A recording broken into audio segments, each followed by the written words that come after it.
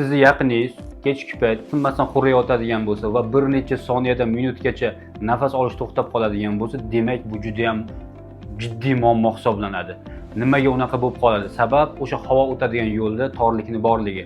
Bunga olib keladigan asosiy sabablar, albatta eng asosiysi ortiqcha vazn, burun ichidagi qanaqadir muammo tufayli torlik, undan tashqari til razmerining kattaligi va anginalardagi razmerining juda ham kattaligi hisoblanadi.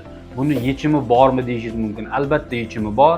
Asosiy yechimi ortiqcha vazndan qutulish. Ya'ni siz 5-10 kilogacha vazn tashiydigan bo'lsangiz, albatta muammo deyarli 50% gacha yechiladi.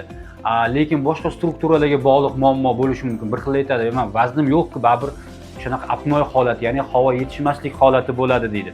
Bunaqa paytda albatta burun ichi strukturalar to'g'rilanadi, anginalarning hajmi juda ham katta bo'lsa olib tashlanadi va oxirgi etapda hech qanaqa davo choralari yordam bermagan holatda o'g'la-palata faringoplastik operatsiyasi o'tkaziladi.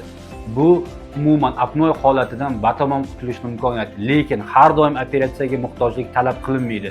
Ayrim bemorlarda tilga yoki bo'yinga bog'liq muammolar chiqadi. Bunaqa paytda til mashqlari yoki sport bilan shug'ullanish tavsiya qilinadi. Bu kasallik juda ham jiddiy bo'lgani bilan davosi bor. Bemalol buni davolash mumkin. Shuning uchun hech qanaqa qo'rqmasdan shifokorga murojaat qiling va bu bemorlikdan albatta qutuling. Asosiysi sog'lig'ingizga e'tiborli bo'ling.